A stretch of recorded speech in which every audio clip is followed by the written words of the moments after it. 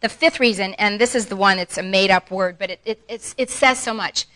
The fifth reason I am an advocate, and I'm really begging you to consider becoming an advocate in some way for people with HIV, is because it is curable. If it's unpredictable and it's incurable and it's treatable and it's preventable, well, here's the word I've made up. It's curable.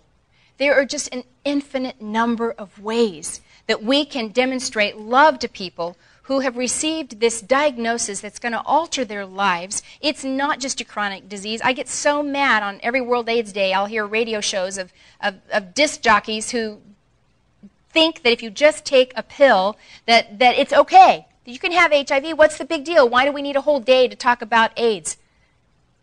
No. HIV is not like diabetes. HIV is not like heart disease. HIV is not like anything else that you can think of. It's not like a cold and you just take a course of antibiotics and you're fine.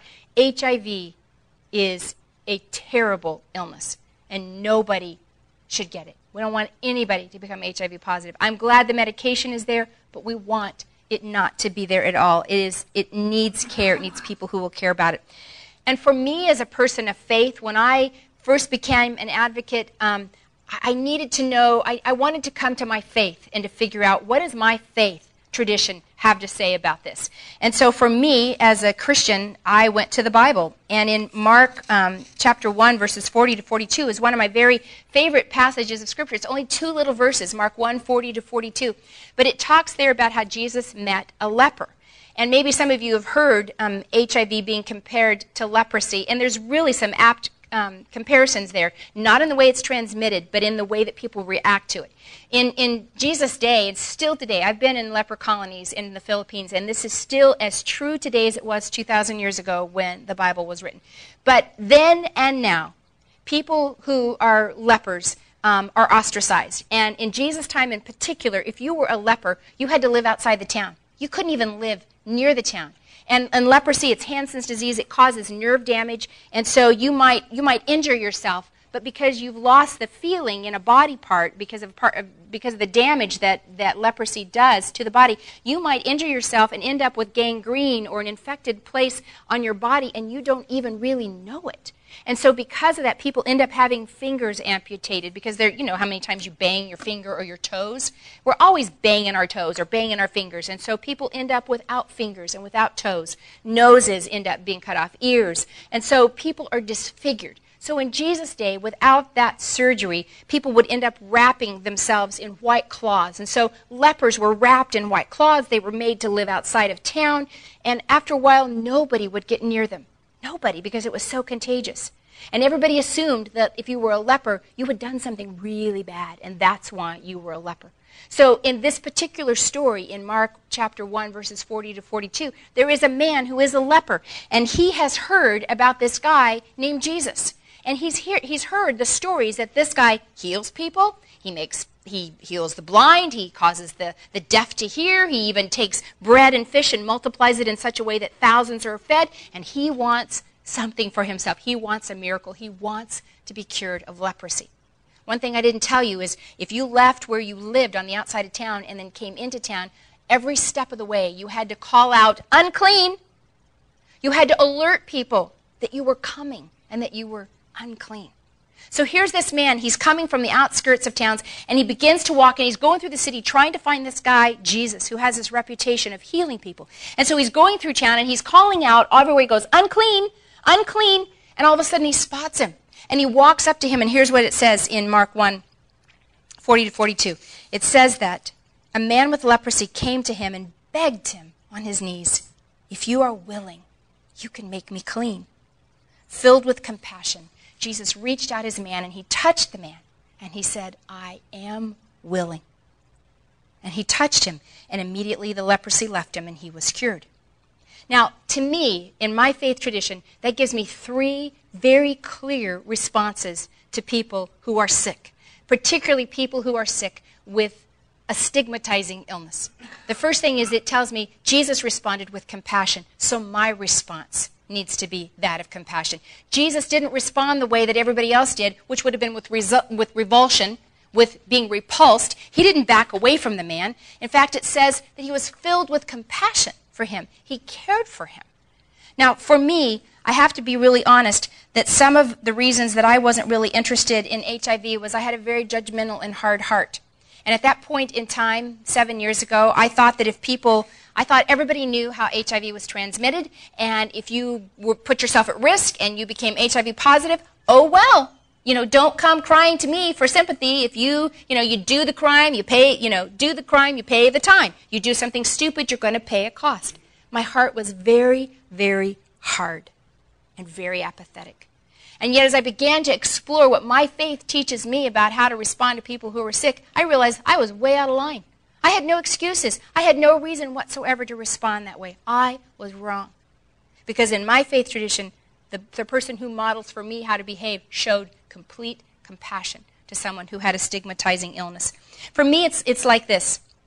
Even if you don't get into the religious connotations about HIV or anything, maybe you just think, you know what? I don't have time to care for somebody who's sick. People know how it's spread, and if they mess around, and they get sick, well, okay, I don't have time for that. I've got other stuff I need to do. Well, for me, it's like this. If I were driving out here on the freeway, and let's just say it's night, and a car passes me going 100 miles an hour, it's speeding, and it doesn't have its lights on. I can look at that car as it goes by me going, whoa, that is an accident waiting to happen. Those people, they are going to get in an accident. Do they not understand what risk they are placing themselves under? 100 miles an hour down a freeway at night with no lights on? Come on, you're going to get hurt. And let's just say a few miles down the road, sure enough, I run into that car, and that car has had an accident. And all over the freeway are people, bodies are spilled all over the freeway. People are bleeding. Do you think that I'm going to walk up to that accident scene and stand over the people and point at them and say, you were stupid. You put yourself at risk. You did dumb things. Don't expect me to help you. No. None of us would do that. We're going to grab our cell phones. We're going to be calling 911 as fast as we can. We're going to be down on our knees trying to hold and cradle the people whose bodies are broken, who are wounded. And we're going to say things like, don't worry, I'm here. I'm not going to leave you. I'm not going to leave you alone. I'll be with you till the ambulance gets here. So why do we treat HIV differently? Why do we treat HIV with a stigma? What if you had a heart attack? You're too young to have heart attacks, but what if you had a heart attack and you're in the hospital and your friends come in and they look at you and they say, been eating too many Krispy Kreme, huh? Too many In-N-Out burgers. We don't do that. We don't do that. Why would we do that with HIV? So Jesus showed that he cared with compassion, and it didn't matter to him if the person had done anything, if the person had put themselves at risk, or it didn't matter. It was immaterial. What he wanted to know was, how can I help you? And then the second thing that I see from that is that he touched the man. Now, to me, this is super, super, super significant. Because when people are sick, when people are feeling at their very worst, to be touched, to have somebody actually put their hands on you, to have somebody put their arms around you, makes you feel like you're human again. It makes you feel like you're worth something, even though you feel cruddy. I don't know if you can, I can think of so many times, I hate to throw up, and I can think of times when I was growing up and I'd get the flu and I would be puking my guts out over the toilet, and my mom or my dad would come in and they would just put their hand on my shoulder and they would just let me know that even though I've got sweat running down my face and, I've got vomit on my clothes and I smell, I'm still valuable. And people with HIV long to know that they are valuable. And one of the most powerful ways you and I can show that is through touch. It is through acceptance. I have a friend of mine, Dave Storm, and I want you to see his story. I don't know, my life isn't that much different than anybody else's, except that I take a lot of drugs. And wait for it to mix. And this is what, you use this big one here, and then you suck them up into these little ones, and that's what you inject into your body. This is testosterone, and I rub it on my body. This is nitro in case I have a heart attack. I can stick some under my tongue. It'll open the arteries. And then I do 2 injections a day for the AIDS. It's a new drug called Fusion. I'm on test drugs that I take, and then I take regular drugs, and then I take maintenance drugs. I take my blood pressure about 8 times a day.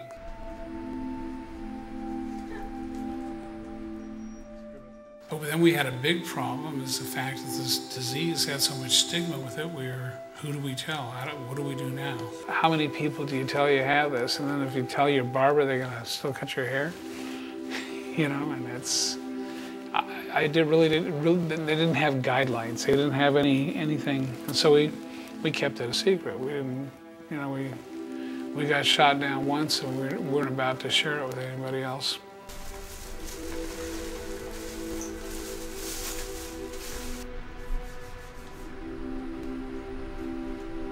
We're part of a small group, and it had been there for a small group.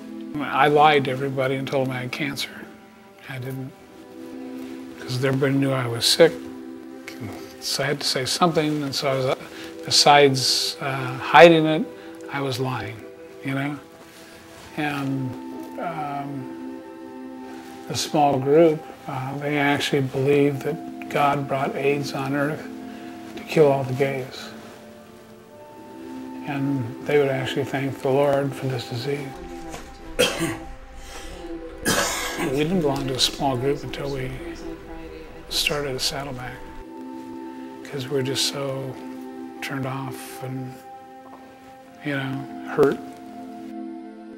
Kay and Rick asked me to speak at the pastors' conference that they had with 4,000 pastors. And so it was the first time I gave my testimony.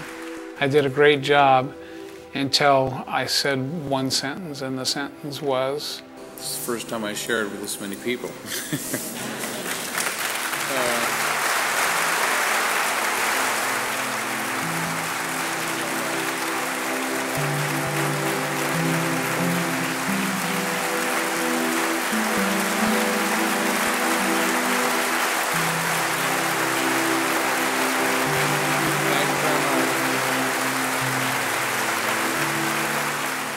Acceptance.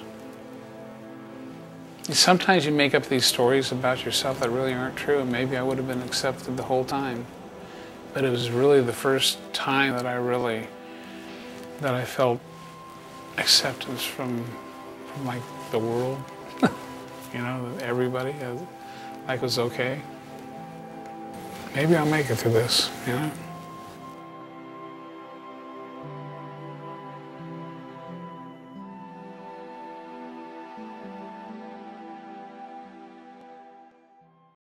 For 20 years, Dave didn't tell anybody that he was HIV positive. His own daughter didn't even know, because of the rejection they had experienced at a church early on.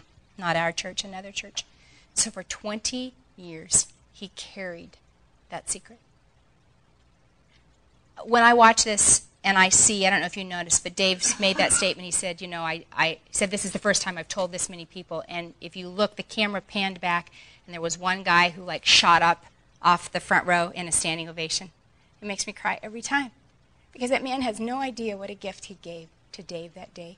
He has no idea what his acceptance and affirmation of Dave as a man, as a person of worth and value. Dave will tell you that to this day, that is one of the sweetest moments of his life. And you and I can give that to people. It's within our grasp to give that kind of compassion and acceptance. And then the third thing that I see from that story is that Jesus actually healed the man, and I don't have the power to do that. That's never happened any time I've prayed for anybody, but it doesn't stop me from praying for people to be healed. But I'll tell you what I see from that is that you and I might think that a person's greatest need with HIV is to be free of HIV, to be cured, to be healed of that. Like my greatest need as somebody who had had cancer was to be cured of that. And I have to tell you, as important as that is, that's not our greatest need. I believe our greatest needs are spiritual. Our greatest needs are to know that we matter, that we count, that our lives have value and our lives have meaning.